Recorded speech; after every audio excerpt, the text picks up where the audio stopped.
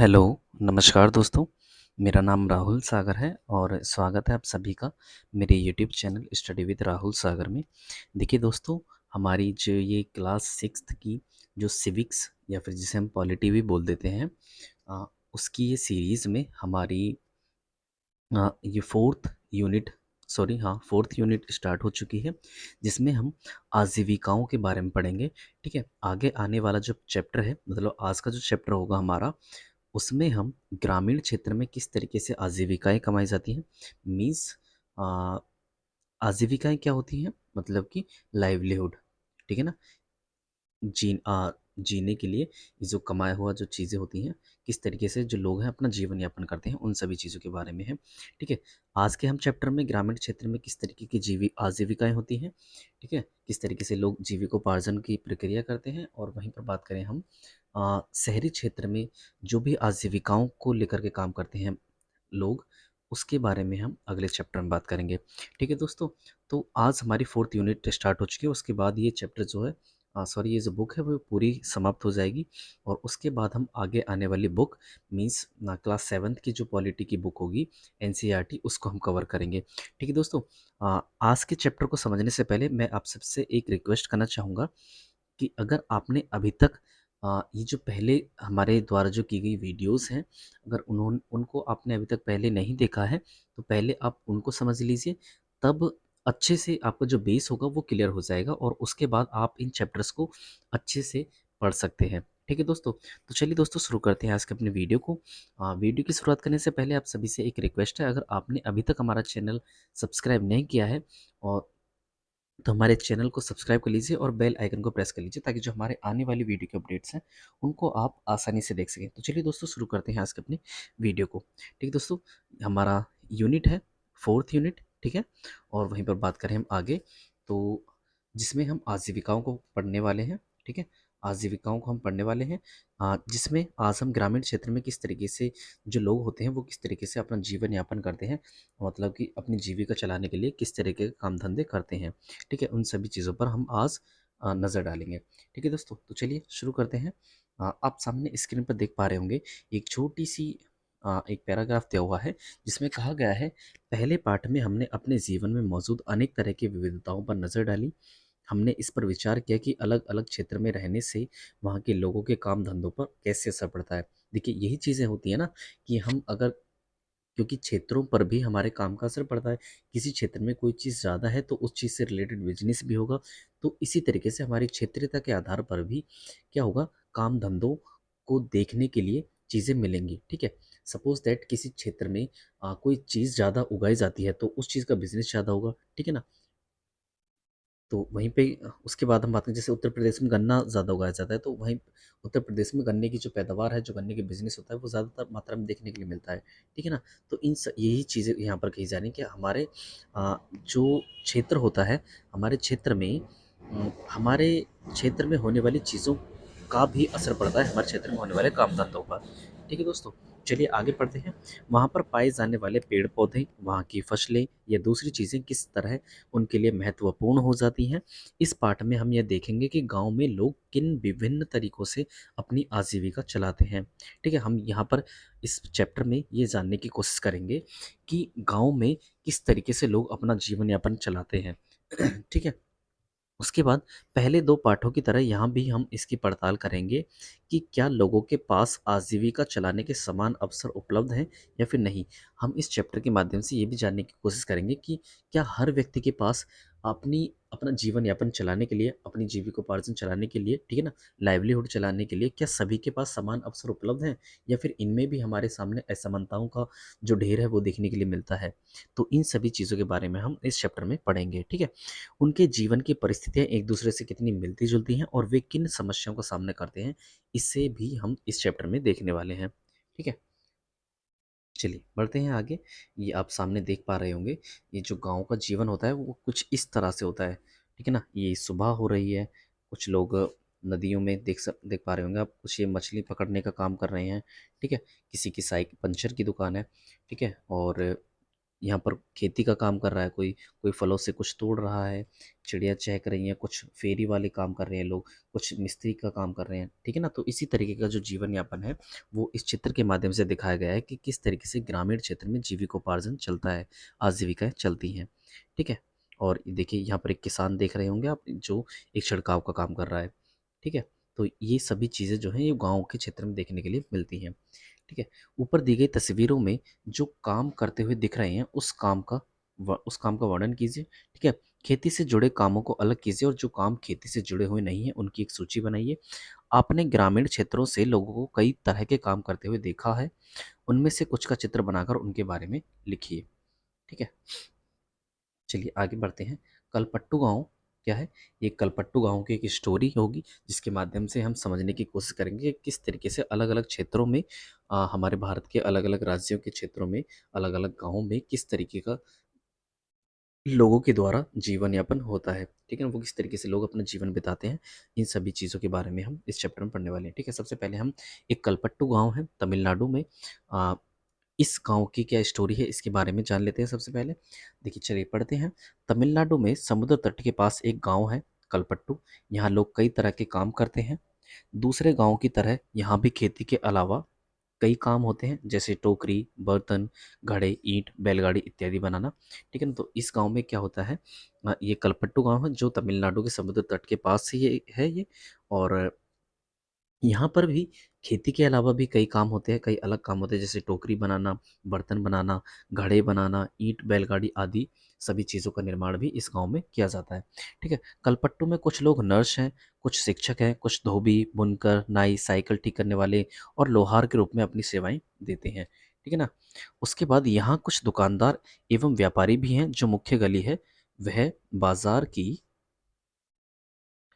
तरह दिखती है। जो वहाँ पर मेन मार्केट है, जो मेन गली है वो बाज़ार की तरह दिखती है। उसमें आपको तरह-तरह की कई छोटी दुकानें दिखेंगी जैसे चाय वाला, सब्ज़ी वाला, कपड़े की दुकान तथा 2 दुकानें बीज और खाद की।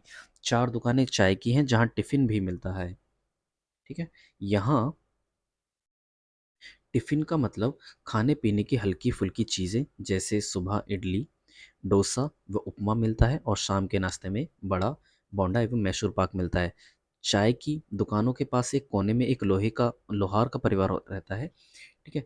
उसके घर में ही लोहे की चीज़ें बनाने का काम होता है। बगल में साइकिल की मरम्मत की दुकान है, वहाँ साइकिल किराए पर भी मिलते हैं। गाँव में 2 परिवार कपड़े धोकर अपनी आजीविका चलाते हैं। कुछ लोग पास के शहर में जाकर मकान बनाने और लॉरी चलाने का काम करते हैं। देखिए, यहाँ पर ना काफ़ी सारी चीज़ें बताई गई हैं कि किस तरीके से जो कलपट्टू गाँव है तमिलनाडु के क्षेत्र में आने वाला, उसमें किस तरीके से लोग अपनी आजीविका चलाते हैं। कुछ लोग नर्स हैं, ठीक है? कुछ लोग नर्स हैं, कुछ शिक्षक हैं, कुछ टीचर हैं, कुछ अपनी दुकान खोल कर के बैठे हैं, कुछ अलग-अलग सर्विस दे रहे हैं, ठीक है ना? और कुछ अलग-अलग चीज़ों का निर्माण करते हैं। तो इस तरीके से जो लोग हैं वो कलपट्टू गाँव में रहते हैं, अपनी आजीविका चलाते हैं, ठीक है। उसके बाद गाँव छोटी-छोटी पहाड़ियों से घिरा हुआ है। सिंचित ज़मीन पर मुख्यतः धान की खेती होती है। ज़्यादातर परिवार खेती के द्वारा अपनी आजीविका कमाते हैं। देखिए, जैसे कि भारत में आप सभी को पता होगा कि I think if I am not wrong, 70% जो लोग हैं वो खेती पर ही निर्भर हैं, ठीक है? तो इसी चीज़ को देखते हुए जो ये कलपट्टू गाँव है, इसमें भी क्या है, जो ज़्यादातर गाँव के रहने वाले लोग हैं, वो किस पर निर्भर हैं? वो परिवार खेती के द्वारा ही अपनी आजीविका कमाते हैं, मतलब अपना जो जीवन बताते हैं, वो खेती पर ही वो निर्भर रहते हैं, ठीक है? उसके बाद यहाँ आम और नारियल के काफ़ी बाग हैं, कपास, गन्ना और केला भी यहाँ पर उगाया जाता है।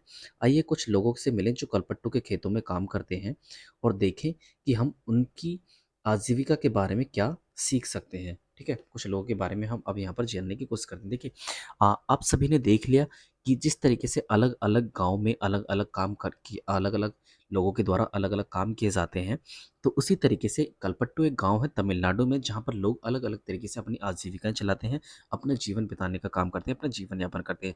कुछ लोग शिक्षक हैं, कुछ लोग अपनी दुकान खोल करके बैठे हैं, अपना बिजनेस कर रहे हैं, कुछ लोग अलग-अलग तरीके की चीज़ों का निर्माण करते हैं, ठीक है ना? तो ये सभी चीज़ें यहाँ पर बताई जा रही हैं कि किस तरीके से एक गाँव में जो लोग-बाग होते हैं अपनी आजीविका चलाते हैं, ठीक है?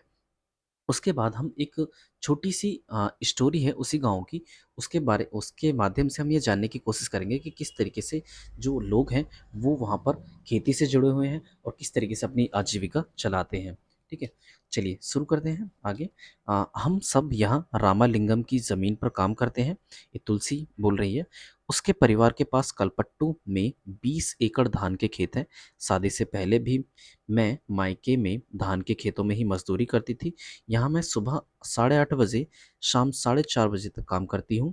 रामलिंगम की पत्नी करुथमा काम की निगरानी करती है। देखिए, इसमें कहा जा रहा है तुलसी के द्वारा, तुलसी जो महिला है, जो रामालिंगम नाम के एक व्यक्ति, जो वहाँ पर उस गाँव में ज़मींदार है, ठीक है?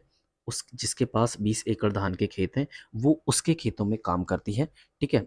वो कहती है कि मैं शादी से पहले भी इन्हीं के खेतों में काम किया करती थी और मुझे यहाँ पर सुबह 8:30 बजे से लेकर के 4:30 बजे तक यहाँ पर काम करना पड़ता है। और जो रामालिंगम जिसकी वो ज़मीन है, जिस ज़मीन वो उस मसी सॉरी उस ज़मीन का जो ओनर है, उसकी जो पत्नी है, वो उन सभी के कामों की निगरानी करती है, जिसका नाम क्या है? करुत्थमा। ठीक है? समझ आ गया? उसके बाद आगे बढ़ते हैं। साल में कुछ ही मौके ऐसे होते हैं जब मुझे नियमित रूप से मज़दूरी मिलती है। साल में कुछ ऐसे मौके होते हैं जिसमें मुझे नियमित रूप से मज़दूरी मिलती है। यह उन मौकों में से एक है। मैं धान रोप रही हूँ। जब धान की फसल थोड़ी बढ़ जाएगी तो रामालिंगम हमें निराई के लिए और बाद में कटाई के लिए भी बुलाएगा।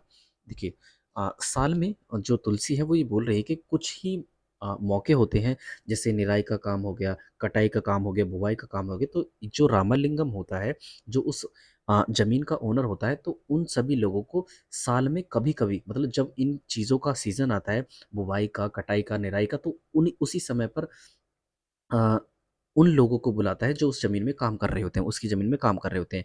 तो ठीक है ना? तो ये सभी काम जो है इनमें थोड़ा गैप होता है, तो इसी वज़ह से कह रही है तुलसी यहाँ पर कि मुझे ये जो कटाई का, बुवाई का इसी समय पर रेगुलर तरीके से मुझे इनकम मिलती है, मतलब मुझे मज़दूरी मिलती है, अन्यथा मुझे बीच-बीच में क्या लेना पड़ता है, गैप लेना पड़ता है और जिसके बारे में हम आगे पढ़ेंगे, ठीक है? उसके बाद कहती है, जब मैं कम उम्र की थी, तो निराई-कटाई का काम आसानी से कर लेती थी, लेकिन अब जैसे-जैसे उम्र हो रही है, मुझे झुककर काम करने और देर तक पानी में पैर डुबोए रहने से तकलीफ़ होती है। रामालिंगम एक दिन का ₹40 मज़दूरी देता है और मेरे गाँव में मज़दूरी के रेट से यह थोड़ा कम है। फिर भी मैं मज़दूरी के लिए यहीं आती हूँ। रामालिंगम पर मुझे भरोसा है कि काम होने पर वह मुझे ही बुलाएगा। बाकी लोगों की तरह वह आस-पास के गाँव से सस्ते मज़दूर ढूँढने नहीं जाता। ठीक है? इस चीज़ को समझने की कोशिश कीजिए। जो तुलसी है, वो कह रही है कि एक दिन का जो रामालिंगम होता है, वो मुझे 1 दिन का ₹40 मज़दूरी का देता है। ठीक है? और जो कि मेरे गाँव में मज़दूरी है वो उससे रेट में कम है, लेकिन मुझे काम इसलिए करना पड़ता है क्योंकि मुझे उस पर भरोसा है कि जब भी उसके पास काम होगा तो वो मुझे ही बुलाएगा, ठीक है ना? तो इस चीज़ का फ़ायदा रामलिंगम उठाता है, जिससे कि तुलसी को वो कम मज़दूरी पर देता है जो कि उसके गाँव में चल रही थी। उस गाँव में जो मज़दूरी चल रही थी, जो तुलसी के गाँव में मज़दूरी का रेट चल रहा था, उससे कम मज़दूरी देता है रामलिंगम। क्यों? क्योंकि उसे तुलसी को वो उस समय पर बुला लेता है जब उसे काम करवाने की ज़रूरत पड़ती है, ठीक है? उसके बाद देखिए, और मेरा पति रमन भी एक मज़दूर है और हमारे पास कोई ज़मीन नहीं है। साल के इन महीनों में वह खेतों में कीड़ों की दवाई छिड़कता है। जब खेतों में कोई काम नहीं मिलता तो उसे आसपास की खान से पत्थर या नदी से बालू ढोने का काम मिल जाता है। ये पत्थर और बालू पास के शहरों में मकान बनाने के लिए ट्रक से ले जाए जाते हैं। खेत में काम करने के अलावा मैं घर का सारा काम करती हूँ। मैं घर में सबके लिए खाना बनाती हूँ, कपड़े धोती हूँ और सफाई करती हूँ। दूसरी औरतों के साथ जाकर जंगल से लकड़ी भी लाती हूँ। देखिए, समझने की कोशिश कीजिए, जो गाँव में लोगों के द्वारा किस किस तरीके से अपना आजीविकाएँ चलाई जा रही हैं। यहाँ पर तुलसी कह रही है कि मैं अपने गाँव में जाकर के रामलिंगम का जो खेत होता है, मैं उस पर काम करती हूँ, ठीक है? लेकिन मुझे साल में जब कटाई, निराई, बुवाई होती है, तो उसी समय पर मुझे नियमित रूप से मज़दूरी मिलती है, अन्यथा मुझे एक बेरोज़गार ही रहना पड़ता है, ठीक है? वो फिर उसके बाद आगे बात बताती है कि जो मेरा पति है, जिसका नाम रमन है, वो भी एक मज़दूर है। समय आने पर जो रामालिंगम होता है वो उसे भी अपने खेतों में काम करने के लिए मज़दूर रखता है और उसे अ, जैसे दवाई दवाई छिड़कना या फिर और भी काफ़ी सारे काम होते हैं, ठीक है? जब वो खेती के काम में लगा रहता है, तो जो वो खेती के काम में करता है, अन्यथा जब वो खेती के कामों में नहीं लगा रहता, तो वो फिर उसे खेतों में जब कोई काम नहीं मिलता है, तो वो क्या करता है, तुलसी का पति उम, शहरों में जो आसपास की खान होती हैं, उससे पत्थर या नदी से बालू ढोने का काम उसे मिल जाता है, जिसकी वजह से वो अपनी आजीविका को चला रहा था, ठीक है? जब खेतों में काम मिल जाता था, वो खेतों में काम कर रहा है, फिर उसके बाद अगर खेतों में काम नहीं रहता है, तो फिर उसे मजबूरन मिल में फिर अलग-अलग तरीके से शहरों में जाना पड़ता है, ताकि उसे पैसे मिल सकें, डेली के मज़दूरी मिल सके, ठीक है? फिर उसके बाद अ जो तुलसी है वो बताती है कि मुझे उस खेत में काम करने के अलावा मुझे अपने घर का काम भी करना पड़ता है और कभी-कभी मैं जंगल में लकड़ी लेने के लिए भी जाती हूँ, ठीक है? वो मैं खाना भी बनाती हूँ, कपड़े भी धोती हूँ, सफाई वगैरह इन सभी चीज़ों को जो करती हूँ, मैं ही करती हूँ, ठीक है? उसके बाद गाँव से 1 किलोमीटर दूर बोरवेल है जहाँ से पानी लेकर आती हूँ। मेरा पति घर का सामान जैसे साग-सब्ज़ी खरीदने में मेरी मदद करता है। देखिए यहाँ पर ना गाँव का एक विवरण दिया गया है कि किस तरीके से गाँव के लोग अपना जीवन यापन करते हैं। देखिए एक परिवार के बारे में बताया गया जो तुलसी का परिवार है, उसका पति भी काम करता है, तुलसी भी काम करती है, तुलसी भी रामलिंगम के खेतों में काम करती है। उसका जो पति होता है अ, उसका जो पति होता है रमन वो भी वहीं पर काम करता है, ठीक है? लेकिन जब खेतों में काम नहीं होता तो रमन क्या करता है वो बाहर के मज़दूर हैं मतलब सॉरी बाहर शहरों में भी काम ढूँढने के जो आस-पास के मील होती हैं, ठीक है ना? जो आस-पास के शहरों में मील वगैरह होती हैं, तो उनमें भी उसे काम ढूँढने के लिए जाना पड़ता है, ठीक है? तो इन सभी चीज़ों के बारे में यहाँ पर चीज़ कही है सारी चर्चाएँ हुई हैं, ठीक है? अब यहाँ पर सामने आप स्क्रीन पर देख पा रहे होंगे, तो इसमें ना कुछ सीज़न दिए गए हैं, कुछ चीज़ें दी गई हैं। देखिए, आप सामने देखिए जनवरी, फ़रवरी मार्च, अप्रैल, मई, जून, जुलाई, अगस्त, सितंबर, अक्टूबर, नवंबर और दिसंबर, ठीक है? अब देखिए यहाँ पर कुछ चीज़ें दी गई हैं कुछ खेती की प्रोसेस दी गई हैं जो किस समय के दौरान होती है, इन सभी चीज़ों के बारे में बताया गया है, ठीक है? जैसे मई, जून और जुलाई की बात करें तो इसमें बीड़ा बनाने का काम होता है, खेती की प्रोसेस में, ठीक है? वहीं पर बात करें हम जुलाई और अगस्त में रोपाई का काम होता है, रोपाई का, ठीक है? वहीं पर बात करें हम सितंबर और अक्टूबर में निराई का काम होता है और नवंबर, दिसंबर में कटाई का काम होता है, ठीक है? चलिए आगे बढ़ते हैं। क्या तुलसी को साल भर कमाई के मौके मिलते हैं? ऊपर दिए गए चित्र के आधार पर बताइए। देखिए, जब उसने बताया कटाई का, निराई के समय, रोपाई के समय, बीड़ा बनाने के समय तुलसी को बुलाया जाता है, तो वो यही चीज़ कह रही थी कि मुझे नियमित रूप से मज़दूरी इन्हीं समय के दौरान मिलती है, जब मुझसे कटाई कराई जाती है रामलिंगम के द्वारा, निराई के काम पर बुलाया जाता है, रोपाई के काम पर बुलाया जाता है और या फिर बीड़ा बनाने के काम पर बुलाया जाता है। अन्यथा ये जो बाकी के समय होता है, इसमें मुझे खाली ही रहना पड़ता है, ठीक है? मैं जंगल से लकड़ी वगैरह लेने जाती हूँ या फिर और अदर काम करती हूँ, ठीक है? और वहीं पर बात करें हम जैसे उसका पति था तुलसी का जिसका नाम नाम रमन था, तो जब खेतों में काम होता है तो वो खेतों में काम करता है, ठीक है? और जब उसे खेतों में काम नहीं मिलता तो फिर वो अपनी आजीविका चलाने के लिए थोड़ा बहुत काम करने के लिए वो कहाँ पर जाता है शहरों में या फिर आसपास के मील में जाकर, आसपास के कारखानों में जाकर वो काम ढूँढता है और वहाँ पर काम करता है, ठीक है? तो ये सारी चीज़ें होंगी एक गाँव में किस तरीके से परिवार रहता है, एक ग्रामीण क्षेत्र में किस तरीके से लोग अपनी आजीविकाएँ चलाते हैं, ठीक है? उसके बाद जो तुलसी है वो बताती है कि हमारी 2 बेटियाँ हैं, हमारे हमारी 2 बेटियाँ हमारे जीवन की खुशी हैं, दोनों ही स्कूल जाती हैं, पिछले साल एक बेटी बीमार पड़ गई थी तो उसे शहर के अस्पताल ले जाना पड़ा। हमने उसके इलाज के लिए रामलिंगम से उधार लिया था और उस उधार को चुकाने के लिए हमें अपनी गाय बेचनी पड़ी। देखिए, तुलसी कह रही है कि हमारी 2 बेटियाँ हैं, ठीक है? और दोनों ही स्कूल जाया करती हैं। लेकिन एक बार क्या हुआ, अभी कुछ समय पहले की बात है उसकी एक बेटी बीमार पड़ जाती है, ठीक है? उस बेटी का इलाज कराने के लिए वो रामालिंगम से उधार लेती है, जिसकी वजह से जिस उधार को चुकाने के लिए उसे अपनी गाय बेचनी पड़ती है, ठीक है? उसके बाद जैसा कि आपने सॉरी इस इन सभी चीज़ों को पहले पढ़ लेते हैं, ये जो सामने देख पा रहे हैं। तुलसी के काम का विवरण दीजिए, यह रामन के काम से कैसे अलग है? तुलसी को अपने गाँव के काम के लिए बहुत कम पैसा मिलता है। आपकी समझ में खेतों में काम करने वाले मज़दूरों को कम पैसों पर काम क्यों करना पड़ता है? उसके बाद बात करें आपके क्षेत्र में या पास के गाँव में कौन-सी फसलें उगाई जाती हैं? वहाँ खेतीहर मज़दूर किस तरह का काम करते हैं? अगर तुलसी के पास खेती की ज़मीन होती तो उसकी कमाई यानी आजीविका के तरीके कैसे अलग होते? इन सभी पर चर्चा कीजिए। ठीक है, उसके बाद बात करते हैं, देखिए इन सभी चीज़ों को ना मैं पहले ही डिस्कस कर चुका हूँ कि क्या तुलसी का काम क्या कैसे अलग था रमन से। देखिए, तुलसी जहाँ पर वो खेतों में भी काम किया करती थी, उससे अलग वो अपने घर पर भी काम किया करती थी। ठीक है? कपड़े धोना या फिर सफाई करना, खाना बनाना, इन सभी तरीके से वो अलग है।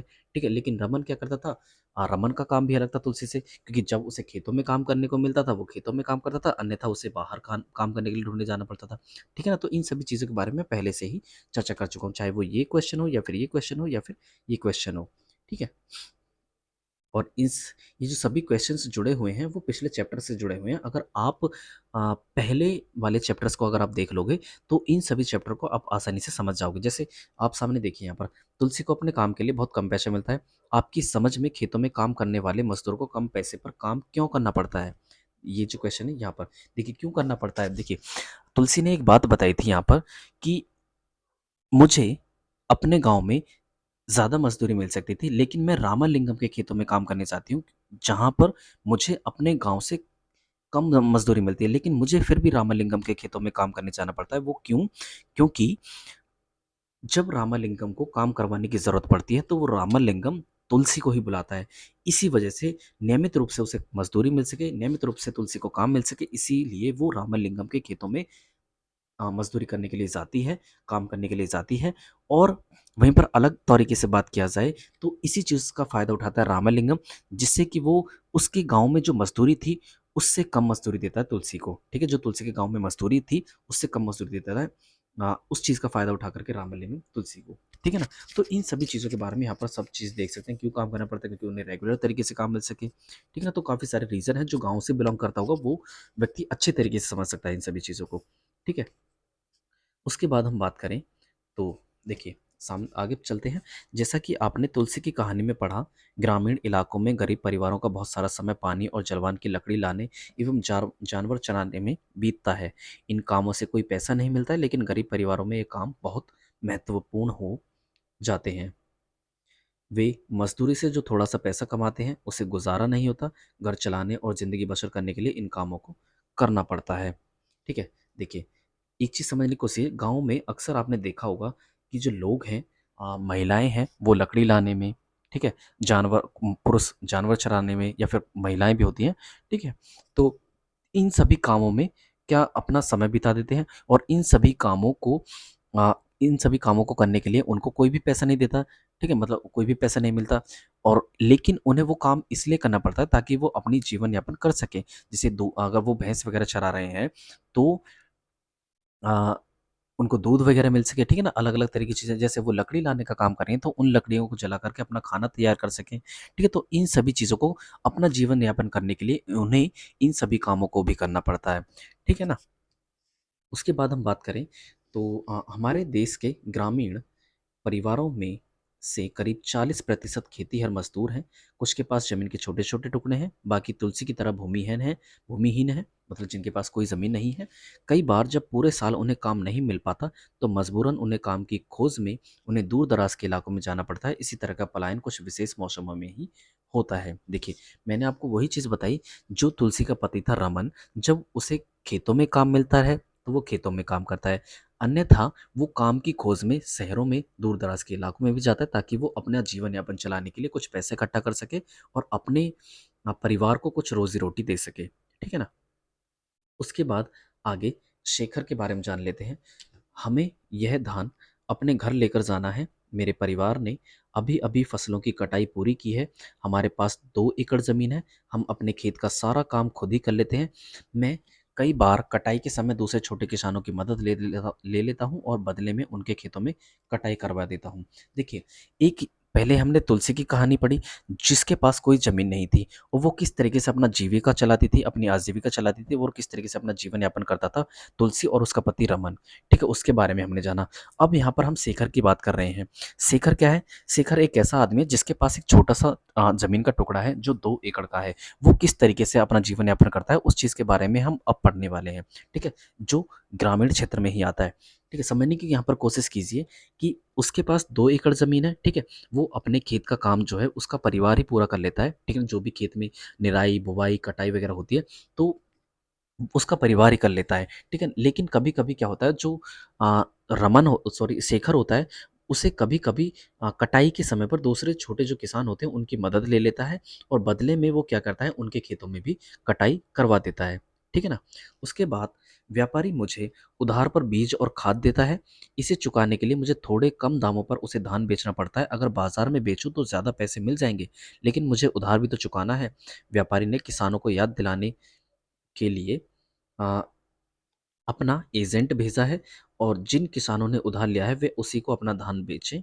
मुझे अपने खेत से 60 बोरी धान मिलेगा। इनमें से कुछ से मैं अपना उधार चुका दूंगा और बाकी घर में लग जाएगा।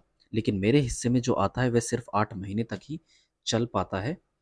इसलिए मुझे और पैसा कमाने की ज़रूरत पड़ती है। इसके लिए मैं रामालिंगम की चावल की मिल में काम करता हूँ। वहाँ मैं पड़ोसी गांव के किसानों से धान इकट्ठा करने में उसकी मदद करता हूँ। उसके बाद हमारे पास एक शंकर गाय भी है और उसका दूध हम यहाँ की सहकारी समिति में बेच देते हैं। इससे रोज़ के खर्चे के लिए थोड़ा और पैसा मिल जाता है। देखिए, समझने की यहाँ पर कोशिश कीजिए। जो पहले तुलसी और रमन की बात हो रही थी, उसके पास कोई भी काम नहीं, सॉरी, कोई भी ज़मीन की खेती नहीं थी, ठीक है? मतलब कोई भी ज़मीन नहीं थी, ठीक है? लेकिन यहाँ पर हम बात करें शेखर की, तो शेखर के पास थोड़ा-सा ज़मीन का टुकड़ा है, ठीक है? और उस पर वो खेती करता है और उस पर खेती करने के लिए उसे उधार लेना पड़ता है व्यापारियों से। और जब वो व्यापारियों से उधार लेता है, तो उधार देने वाले जो व्यापारी होते हैं, वो ऐसी शर्त रखते हैं कि वो जो भी अपने खेत पर उगाएगा, जो भी फसल उस अपनी खेत पर उगाएगा, तो उसे वो उस व्यापारी को ही फसल बेचनी होगी, ठीक है? तो क्या है, यहाँ पर अ, जो चीज़ यहाँ पर आपने तुलसी के साथ देखने के लिए देखी, जो रामालिंगम होता है, वो क्या करता है, रामालिंगम जो तुलसी को कम कीमत पर बुलाता है, ठीक है? अपने खेतों में काम कराने के लिए, ठीक है? ताकि क्योंकि और जबकि क्या है, तुलसी के गाँव के खेतों में अधिक मज़दूरी थी, लेकिन रामालिंगम के वे खेतों में काम करने जाते हैं क्योंकि वो नियमित रूप से उसे बुलाता है, ठीक है? वहीं पर हम शेखर की कहानी में देखें तो शेखर की कहानी में क्या है, शेखर को अगर वो अलग बाज़ार में अपने अपने खेत का अपनी फसल को बेचे तो उसे ज़्यादा पैसा मिल सकता है, लेकिन वो उसी व्यापारी को बेचता है जिसने उसे उधार दिया था, ठीक है? और उधार देने की वजह से उसे उस व्यापारी को अपनी फसल कम कीमत पर बेचनी पड़ती है, जिससे कि वो अलग बाज़ार में जाकर के बेचे तो उसे अधिक पैसा मिल सकता है, ठीक है? लेकिन वो उसे इसलिए बेचता है ताकि उसे आगे भी उधार मिल सके, ठीक है ना? इसी चीज़ का फ़ायदा उठाते हैं व्यापारी लोग। उसके बाद हम बात करें तो जो व्यापारी लोग होता है अपना एजेंट भेज देता है जब फसलों की कटाई वगैरह हो जाती है, तो उसमें जो शेखर होता है वो बात कह रहा है कि मेरे पास ना अब आपको मेरे खेत से कुछ कुल 60 बोरियाँ धान मिलेगा, 60 बोरी धान मिलेगा और उसके बाद कुछ से तो मैं अपना उधार चुका दूँगा और बाकी घर में ही लग जाएगा। घर में जो बचेगा नाज़, उसमें केवल सिर्फ़ 8 महीने तक ही हमारा गुज़ारा-बसर हो सकता है। उसके बाद वो क्या करता है, जो शेखर होता है, वो आगे जो रामालिंगम की चावल की मिल है उसमें काम करता है, ठीक है? और वहाँ मैं पड़ोसी गाँव में किसानों से धान इकट्ठा करने में उसकी मदद करता हूँ। हमारे पास एक शंकर गाँव भी है, उसका दूध हम यहीं की सहकारी समिति में बेच देते हैं। इससे रोज़ के खर्चों के लिए थोड़ा और पैसा मिल जाता है। तो शेखर के परिवार के पास क्या है, एक शंकर सॉरी गाय भी है, जिससे कि जिससे जो दूध मिलता है वो उस दूध को गाँव की सहकारी समिति में बेच करके वो थोड़ा बहुत पैसा ले लेता है जिससे कि रोज़ का खर्चा चल जाता है, ठीक है? एक तरफ हमने तुलसी की कहानी पढ़ ली, ठीक है? जिसके पास कोई ज़मीन का टुकड़ा नहीं था, वो बहुत गरीब थी। वहीं पर हमने थोड़े से अ, तुलसी के मुकाबले देखें तो थोड़ा-सा जो अमीर था शेखर, ठीक है? अमीर बोल सकते हैं, अमीर तो नहीं बोल सकते बट हाँ, तुलसी से कंडीशन उसकी अच्छी थी, ठीक है? तो शेखर कि हमने कहानी देखी जिसके पास थोड़ा-सा एकड़ ज़मीन था और वो उसी पर खेती वगैरह किया करता था और खेती क्या करता था व्यापारी से उधार लेकर के और उधार उसे तब मिलता था जब वो उस व्यापारी को अपना फसल बेचता था, ठीक है? तो उसके बाद कुछ 8-10 महीने के लिए तो उसका खर्चा चल जाता था अपने खेत पर काम किए हुए से, लेकिन बाकी के लिए उसे कहाँ पर जाना पड़ता था? रामालिंगम की मिल में काम करने के लिए, ठीक है? उसके बाद कर्ज़ लेने पर आगे बढ़ते हैं, क्या होता है? कर्ज़ लेने पर जैसा कि आपने ऊपर पढ़ा कि कई बार शेखर जैसे किसान ज़रूरी चीज़ें खरीदने के लिए पैसा कर्ज़ लेते हैं। अक्सर इसको हम थोड़ा बाद में पढ़ेंगे। ये पैसा बीज, खाद और कीटनाशक खरीदने के लिए साहूकार से कर्ज लिया जाता है। अगर बीज अच्छी किस्म के नहीं होते या फसल को कीड़ा लग जाता है तो पूरी फसल बर्बाद हो सकती है। बारिश पूरी नहीं होने पर भी फसल खराब हो सकती है।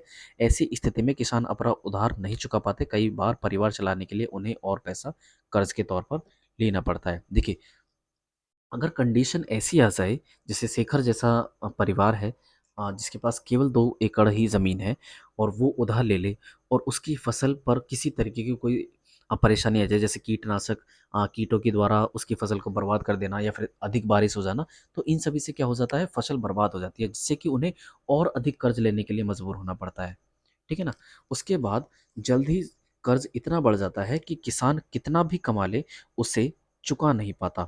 इस स्थिति में कहते हैं कि किसान कर्ज तले दब गया। पिछले कुछ सालों में हमने यह किसानों की विपदा का मुख्य कारण बन गया है कि कई क्षेत्रों में किसानों ने कर्ज के बोझ से दबकर आत्महत्या तक कर ली है। देखिए, कितनी बुरी कंडीशन दिखाई गई है। समझने की कोशिश कीजिए, जो अ, देश में अ, जो देश को खाना देने का काम करता है, जो देश को अ, भूखा नहीं सोने देता, जो हमारा किसान है, उसी को ऐसी सिचुएशन से गुज़रना पड़ता है, ऐसी कंडीशन से गुज़रना पड़ता है, जिससे कि वो आत्महत्या तक करने को मजबूर हो जाता है, और वो आत्महत्या तक करने के लिए इसलिए मजबूर हो जाता है ताकि सरकार के द्वारा इनके लिए कुछ ऐसी व्यवस्थाएँ नहीं की गई हैं, जिससे कि वो इनको जो ऐसे कदम उठाते हैं, वो आत्महत्या जैसे कदम, इनको ना करना पड़े। ठीक है ना? तो ऐसी व्यवस्थाएँ इस सरकार के द्वारा अगर इनके लिए किया किया जाए, ठीक है ना? अलग-अलग तरीके से इनको संरक्षण दिया जाए खेती में, तो इनको इस तरीके का कदम नहीं उठाना पड़ेगा। तो देखिए, जो पूरे देश को, पूरे विश्व को खाना खिलाता है, वो ऐसी सिचुएशन में आकर के दब जाता है, जिससे कि उसे फांसी या आत्महत्या वगैरह और भी चीज़ें करनी पड़ती हैं। ठीक है ना? देखिए, हम आगे बढ़ते हैं। अ, उससे पहले हम यहाँ पर देख लेते हैं, यहाँ पर क्या चीज़ें लिखी हुई हैं। शेखर का परिवार क्या काम करता है? आपके विचार से शेखर जैसे दूसरे मजदूरों को अपने खेतों पर काम करने के लिए क्यों नहीं लगाता?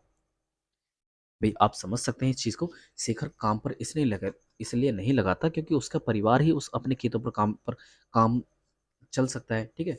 और वो अपने खेतों पर अगर किसी दूसरे किसान को सॉरी, किसी दूसरे मज़दूरों को लगा लेता है, तो वो मज़दूरों को क्या देगा और जिस व्यापारी से उसने उधार लिया है, उसको क्या देगा और क्या अपने घर के लिए बचाएगा? तो इसलिए वो कड़ी मेहनत करके खुद ही अपने खेतों पर काम करता है, और जो फसल उसे प्राप्त होती है, आधी से उसे क्या मिलता है?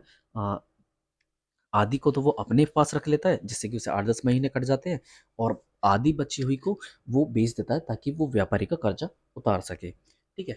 और उसके बाद हम बात करें आगे, शेखर शहर के सॉरी, 1 सेकंड। शेखर शहर के बाज़ार में अपना धान क्यों नहीं बेच पाता? भई, क्योंकि उसने व्यापारी से उधार लिया हुआ था। ठीक है ना? और उसने पहले ही कंडीशन रखी हुई थी, अगर तुम्हें आगे उधार लेना है, तो आप फसल को मेरे पास बेचोगे। ठीक है ना? तो इन सभी चीज़ों के बारे में आप समझ सकते हैं। ठीक है? जिनके बारे में पहले चर्चा कर चुका हूँ। उसके बाद हम बात करें, तो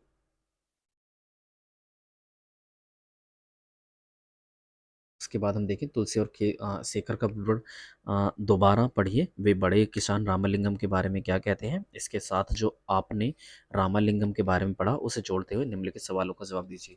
उसके पास कितनी ज़मीन है? अपनी ज़मीन पर उगने वाले धान का वह क्या करता है?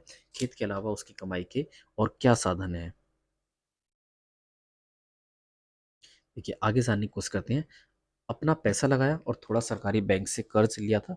सॉरी, ये रामलिंगम की बात करते हैं। यहाँ यहाँ से स्टार्ट नहीं होती है रामलिंगम की कहानी स्टार्ट होती है यहाँ से। ठीक है? जो तुलसी को भी काम दिया करता था, और शेखर जैसे छोटे किसानों को भी। ठीक है? अब इसके बारे में जान लेते हैं। देखिए, गांव में अलग अलग तरीके के लोग होते हैं। एक तो रामालिंगम जैसे लोग, जिनके पास अच्छी खासी ज़मीन होती है, ठीक है? जो अलग तरीके से अपनी आजीविका कमाते हैं। दूसरे लोगों की बात करें तो शेखर जैसे लोग, जिनके पास थोड़ा बहुत ज़मीन का टुकड़ा होता है, उस पर खेती करके अपना जीवन यापन करते हैं, और बाकी समय के लिए वो अलग-अलग मिलों में, जैसे रामालिंगम जैसे जो लोग होते हैं, उनकी मिलों वगैरह में या फिर अलग-अलग खेतों में उनके लिए काम करते हैं। ठीक है? वहीं पर देखा जाए तो जैसे तुलसी जैसा परिवार, तुलसी के पास कोई भी ज़मीन नहीं थी, ठीक है? उसे अलग-अलग तरीके से काम करना पड़ता था, चाहे वो रमन के द्वारा किया गया हो या फिर तुलसी के द्वारा। तुलसी रामलिंगम के खेतों में काम किया करती थी, ठीक है? समय-समय पर जब उसे ज़रूरत पड़ती थी रामलिंगम को, तभी उसे बुलाया करता था, जैसे कटाई के समय या फिर निराई के समय या फिर बुवाई के समय, ठीक है ना? और बाकी समय का गुज़ारा करने के लिए उसके पति को बाहर जाना पड़ता था, ठीक है ना? तो ऐसे 3 परिवार के बारे में आप जान चुके हैं जो कि एक गाँव से बिलॉन्ग करते थे और वो किस तरीके से अपनी आजीविकाएँ चलाते हैं, उन सभी चीज़ों के बारे में हम जान चुके हैं, ठीक है? अब हम बात करेंगे रामलिंगम और करुथम्मा। रामलिंगम और करुथम्मा, करुथम्मा रामलिंगम की पत्नी है, उसके बारे में हम जान लेते हैं, ठीक है? रामलिंगम एक बहुत बड़ा हाँ, खेतीहर मज़दूर था, नहीं मज़दूर नहीं था, सॉरी, खेती का मालिक था जिसके पास 20 या 22 एकड़ ज़मीन थी। सॉरी, मैं वो जो अमाउंट है उसका नहीं देख पा रहा। आगे बढ़ते हैं। ज़मीन के अलावा रामलिंगम के परिवार के पास एक चावल की मिल है और बीज व कीटनाशक बेचने के लिए एक दुकान है। चावल की मिल में उन्होंने कुछ अपना पैसा लगाया और थोड़ा सरकारी बैंक से कर्जा लिया था। वे कलपट्टू और आसपास के गांव से ही धान खरीदते हैं। मिल का चावल आसपास के शहरों के व्यापारियों को बेचा जाता है। इससे उनकी अच्छी खासी कमाई हो जाती है। देखिए, एक रामलिंगम जैसा परिवार है। रामलिंगम जैसा परिवार क्या करता है, उसके पास अच्छी खासी ज़मीन भी है, ठीक है? और एक चावल की मिल भी है और उसके पास एक ऐसी दुकान भी है जो बीज और कीटनाशक बेचने का काम भी करती है, ठीक है? तो उन्होंने क्या किया, उन्होंने एक मिल भी खोल रखी है चावल की, जिसके लिए उन्होंने अपना कुछ पैसा लगाया और जो थोड़ा बाकी का पैसा था उन्होंने सरकारी बैंक से कर्जा लिया, ठीक है? तो इस तरीके से वो अपनी आजीविका चला रहे हैं। वहीं पर हम आगे देखें, भारत के खेतीहर मजदूर और किसान कलपट्टू गांव में तुलसी की तरह के खेतीहर मजदूर हैं, ठीक है? शेखर की तरह के छोटे किसान हैं और रामालिंगम जैसे बड़े किसान हैं। भारत में प्रत्येक 5 ग्रामीण परिवारों में से लगभग 2 परिवार खेतीहर मजदूरों के हैं। ऐसे सभी परिवार अपनी कमाई के लिए दूसरों के खेतों पर निर्भर रहते हैं। इनमें से कई भूमिहीन हैं और कईयों के पास जमीन के छोटे-छोटे टुकड़े हैं। भूमिहीन मतलब तुलसी जैसे लोग, और जिनके पास छोटे-छोटे टुकड़े हैं, शेखर जैसे लोग, और जिनके पास अच्छी खासी ज़मीन है, वो रामालिंगम जैसे लोग, ठीक है? तो अलग-अलग तरीके के लोग गाँव में देखने के लिए मिलते हैं। कोई ज़्यादा गरीब है, कोई ज़्यादा अमीर है, ठीक है ना? मुकाबले टू तुलसी, शेखर और रामालिंगम की बात करें तो हम संदर्भ में अगर उनके में देखें, ठीक है? उसके बाद शेखर जैसे छोटे किसानों को लें तो उनकी ज़रूरतों के हिसाब से खेत बहुत ही छोटे पड़ते हैं। भारत के 80% किसानों की यही हालत है। भारत में केवल 20% किसान रामालिंगम जैसे बड़े किसानों की श्रेणी में आते हैं। देखिए, समझने की यहाँ पर कोशिश कीजिए। तुलसी जैसे लोग बहुत ज़्यादा हैं, ठीक है? और वहीं पर बात करें जैसे शेखर जैसे लोग हैं, वो 80% लोग किसानों में यही आते हैं, जिनके पास छोटा-मोटा ज़मीन का टुकड़ा है और बाकी का वो काम करने के लिए अलग तरीके से अलग तरीके से गुज़ारा करते हैं, ठीक है? और वहीं पर देखा जाए तो रामालिंगम जैसे जो किसान हैं, वो मात्र भारत में 20% ही हैं। उसके बाद ऐसे किसान गाँव की अधिकतर ज़मीन पर खेती करते हैं। उनकी उपज का बहुत बड़ा भाग बाज़ार में बेचा जाता है। कई बड़े किसानों ने अन्य काम धंधे की भी शुरू कर दिए हैं, जैसे दुकान चलाना, ठीक है? सूद पर पैसा देना, छोटी-छोटी फैक्ट्रियाँ चलाना इत्यादि। देखिए, समझने की कोशिश कीजिए यहाँ पर, जैसे जो बड़े किसान होते हैं, उन्होंने क्या है, अपनी खेती के सहारे ही अलग-अलग काम भी शुरू कर दिए, जैसे दुकान वगैरह चलाना। देखिए, हमने पढ़ा था ना कि अभी रामलिंगम ने एक कीटनाशक और बीज वगैरह की एक दुकान भी खोल रखी है और उसके पास एक चावल की मिल भी है। तो जो जो एक सक्षम किसान होते हैं, उनके पास उन्होंने कुछ अलग काम भी खोल लिए हैं अपनी खेती के सहारे ही, ठीक है? उसके बाद हमने कलपट्टू में होने वाली खेती के बारे में पढ़ा। ग्रामीण क्षेत्रों में खेती के साथ-साथ लोग जंगल की उपज और पशुओं आदि पर निर्भर रहते हैं। उदाहरण के लिए मध्य भारत के कुछ गाँव में खेती और जंगल की उपज दोनों ही आजीविका के महत्वपूर्ण साधन हैं। महुआ बीनने, तेंदू के पत्ते इकट्ठा करने, शहद निकालने और इन्हें व्यापारियों को बेचने जैसे काम अतिरिक्त आय में मदद करते हैं। देखिए, अ, यहाँ पर हम जानने की कोशिश कर रहे हैं कि जैसे मध्य भारत के कुछ गाँव में, सॉरी एक सेकंड, मध्य भारत के कुछ गाँव में क्या होता है, जंगल की उपज दोनों ही आजीविका के खेती और जंगल की उपज दोनों ही आजीविका के महत्वपूर्ण साधन हैं। अगर हम बात करें मध्य भारत की, तो इसमें क्या है, जैसे महुआ बीनना, तेंदू के पत्ते वगैरह इकट्ठे करना, शहद निकालना और भी इन सभी को व्यापारी को बेचने जैसे काम अतिरिक्त आय में मदद करते हैं, उनको एडिशनल इनकम हो जाती है और इसी से वो गुज़ारा बसर करते हैं। ठीक है? उसके बाद इसी तरह सरकारी सहकारी समिति को या पास के शहरों के लोगों को दूध बेचना भी कई लोगों के लिए आजीविका कमाने का मुख्य साधन है। ठीक है ना? उसके बाद हम बात करें समुद्र तटीय इलाकों में, हम देखते हैं कि पूरे के पूरे गाँव मछली पकड़ने में लगे हुए हैं। आइए अरुणा और पारी वेलन के जीवन के बारे में पढ़कर मछली पकड़ने वाले एक परिवार के बारे में थोड़ा और जानें। यह परिवार कलपट्टू के पास पुदुपेट नाम के गाँव में रहता है। देखिए, अब हम एक छोटी सी कहानी अरुणा की और अरुणा और पारी वेलन के जीवन के बारे में जान लेते हैं, जो मछली पकड़ने वाले एक परिवार है। ठीक है, जो कहाँ पर रहता है, कलपट्टू गांव के पास ही एक पुदुपेट नाम का एक गांव है जो उसमें रहता है। ठीक है,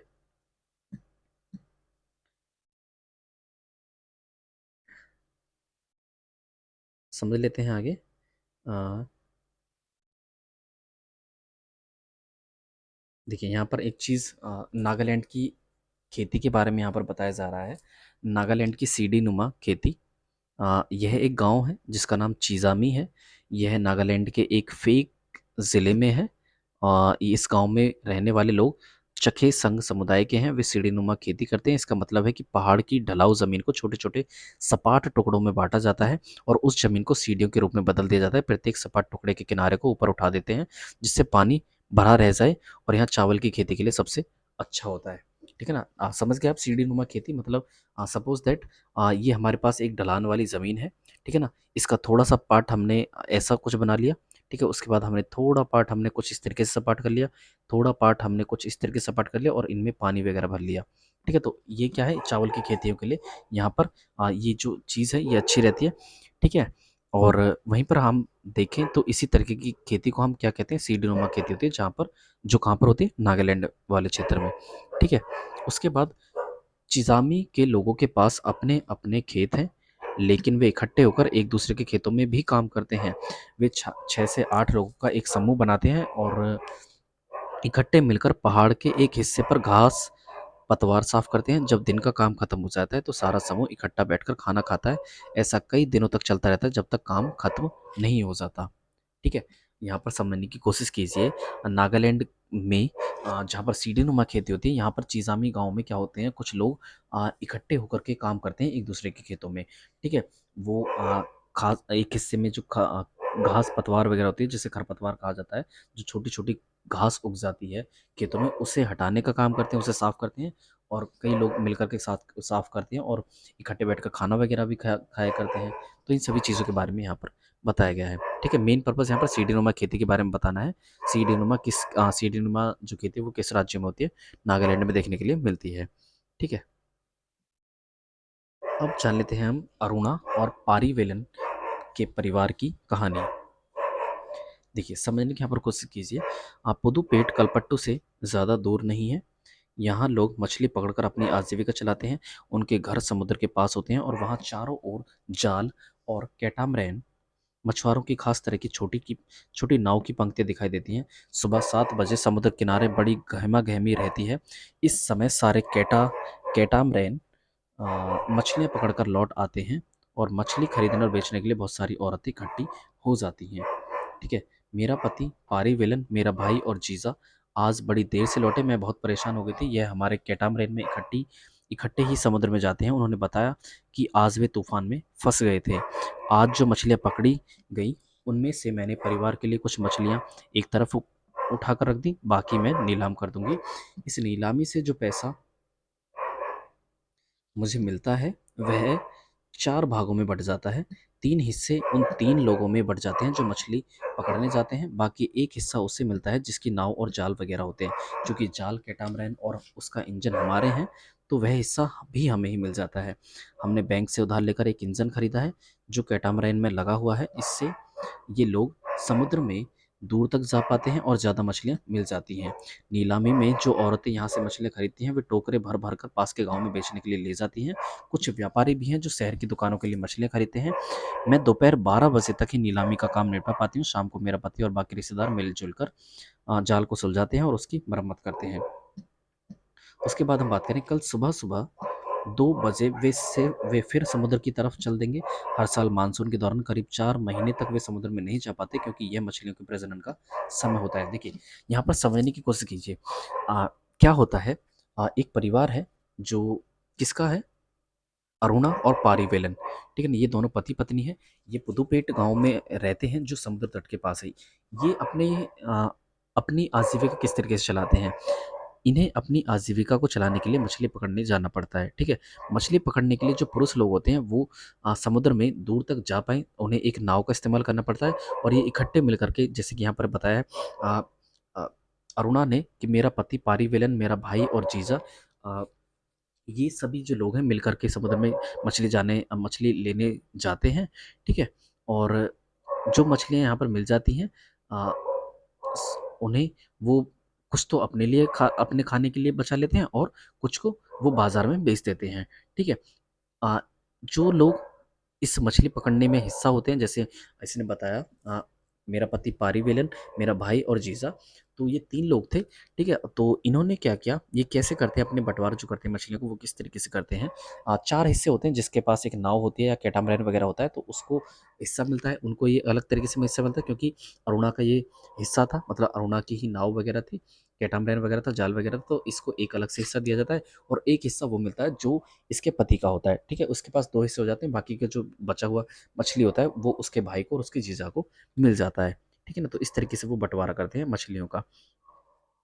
और वहीं पर बात करें तो इसी मतलब यहीं पर इस समुद्र तट के पास कुछ व्यापारी अ, उधार लेकर सॉरी यहाँ पर कुछ व्यापारी भी मछलियों को खरीद करके उन्हें अपनी दुकान में शहरों में ले जाकर बेचते हैं और कुछ महिलाएं ऐसी होती हैं जो यहाँ से मछलियों को उठाती हैं और अलग-अलग जगहों पर जाकर के बेचती हैं, ठीक है? उसके बाद हम बात करें आगे, तो ग्रामीण क्षेत्र में आजीविका के साधन हमने देख लिए यहाँ पर। ग्रामीण क्षेत्रों में लोग अपनी आय विभिन्न तरीकों से कमाते हैं, कुछ खेती बाड़ी का काम करते हैं और कुछ अन्य काम करके अपनी आजीविका चलाते हैं। खेती में कई तरह के काम शामिल हैं, जैसे खेत तैयार करना, रुपाई, बुवाई, निराई और कटाई। फसल अच्छी हो सके इसके लिए हम प्रकृति पर निर्भर हैं, इस तरह जीवन ऋतु के इर्द गिर्द ही चलता है। बुवाई और कटाई के समय लोग काफ़ी व्यस्त रहते हैं और दूसरे समय काम का बोझ कम रहता है। देश के अलग-अलग क्षेत्रों में ग्रामीण लोग अलग-अलग तरह की फसलें उगाते हैं, फिर भी हम उनके जीवन की परिस्थितियों में, उनकी समस्याओं में काफ़ी समानताएँ पाते हैं। ठीक है? उसके बाद हम बात करें, लोग कैसे ज़िंदगी बसर करते हैं और कितना कमा पाते हैं, यह इस बात पर निर्भर करता है कि वे जिस ज़मीन को जोतते हैं वह कैसी है। कई लोग उस ज़मीन पर मज़दूरों के रूप में निर्भर हैं। ज़्यादातर किसान अपनी ज़रूरतों को पूरा करने और बाज़ार में बेचने के लिए भी फसलें उगाते हैं। कुछ किसानों को अपनी फसल उन व्यापारियों को बेचनी पड़ती है जिनसे वो पैसा उधार लेते हैं। गुज़र-बसर करने के लिए कई परिवारों को काम की खातिर उधार पैसा लेना पड़ता है या फिर तब लेना पड़ता है जब उनके पास कोई काम नहीं रहता। ग्रामीण क्षेत्रों में कुछ परिवार ऐसे हैं जो बड़ी-बड़ी ज़मीनों, व्यापार और अन्य काम धंधों पर फल-फूल रहे हैं। फिर भी ज़्यादातर छोटे किसानों, खेतीहर मज़दूरों, मछली पकड़ने वाले परिवारों और गाँव में हस्तशिल्प का काम करने वाले लोगों को पूरे साल रोज़गार नहीं मिलता। ठीक है? तो यहाँ पर हमने जाना अलग-अलग तरीके से लोगों के द्वारा ग्रामीण क्षेत्रों में अलग-अलग तरीके से अपना जीवन यापन अ, करत किया जाता है। जैसे हमने तुलसी की कहानी पढ़ी, तुलसी की कहानी अलग थी, शेखर की हमने कहानी पढ़ी जिसके पास छोटी-मोटी ज़मीन थी। उसके बाद हमने रामलिंगम की कहानी पढ़ी जो अच्छा खासा व्यापारी भी था क्योंकि उसके पास एक मिल भी थी और वहीं पर बात करें उसके पास एक दुकान भी थी बीज और कीटनाशक की, ठीक है? और उसके पास अच्छी खासी ज़मीन भी थी, ठीक है? उसने जो मील वगैरह ली थी वो उसने जो मील वगैरह को खोलने के लिए, कारखाना खोलने के लिए उसने सहकारी बैंक से कर्ज़ा लिया था और उससे लेकर के वो इन सभी कामों से उसका कर्ज़ा पटा रहा था, ठीक है? वहीं पर हमने दूसरी चीज़ देखी अ, हमने रामलिंगम, तुलसी और रमन के बारे में पढ़ लिया, ठीक है? वहीं पर हमने चीज़ देखी पुदुपेटु गाँव में अरुणा और पारीवेलन का परिवार जो वहीं के आसपास के समुद्र वाले एरिया में काम करने वगैरह जाया करता था, मछली पकड़ने का काम किया करता था। तो इस तरीके से हम यहाँ पर देख सकते हैं कि ग्रामीण क्षेत्रों में किस-किस तरीके से लोग अपना जीवन यापन करते हैं। चाहे वो अरुणा हो और पारीवेलन का परिवार हो या फिर हो रामलिंगम का परिवार हो या फिर हम देख सकते हैं अ तुलसी हो, ठीक है? या फिर शेखर हो। तो हमने यहाँ पर जाना किस तरीके से ग्रामीण क्षेत्र में आजीविका चलती है, किस तरीके से लोग अपना जीवन यापन करते हैं और किस तरीके से ग्रामीण क्षेत्रों में लोग अपना अपना खाना कमाने के लिए, अपनी ज़रूरतों को पूरा करने के लिए किस तरीके से वो संघर्ष करते हैं। ठीक है दोस्तों? तो हमने इन सभी चीज़ों के बारे में इस चैप्टर में जाना कि ग्रामीण क्षेत्रों में आजीविका किस तरीके से चलती है। ठीक है? तो चलिए दोस्तों आज हमने खत्म कर लिया अपना चैप्टर और उसके बाद हम आगे जो चैप्टर लाने वाले हैं वो होगा शहरी क्षेत्र में किस तरीके से आजीविकाएं चलती हैं। ठीक है, हमने आज जाना है ग्रामीण क्षेत्र में आजीविकाएं किस तरीके से चलती हैं, लेकिन हम कल जानने वाले हैं कि शहरी क्षेत्र में किस तरीके से आजीविकाएं चलती हैं। ठीक है, तो यही थी हमारी आज की वीडियो। आई होप आपको वीडियो पसंद आई होगी। अगर वीडियोस पसंद आ रहे हैं तो प्लीज़ वीडियोस को लाइक कर दीजिए क्योंकि काफ़ी ज़्यादा मेहनत भी लग रही है और समय भी लग रहा है। ठीक है, और तो आप समझ सकते हैं और वहीं पर बात करें, अगर आपको वीडियो पसंद आई तो प्लीज़ वीडियो को लाइक, शेयर और हमारे चैनल को भी सब्सक्राइब कर लीजिए, ताकि जो हमारी आने वाली वीडियो के ऑथेंटिक अपडेट्स हैं उनको आप आसानी से देख सकें। तो चलिए दोस्तों, thanks and thanks for watching.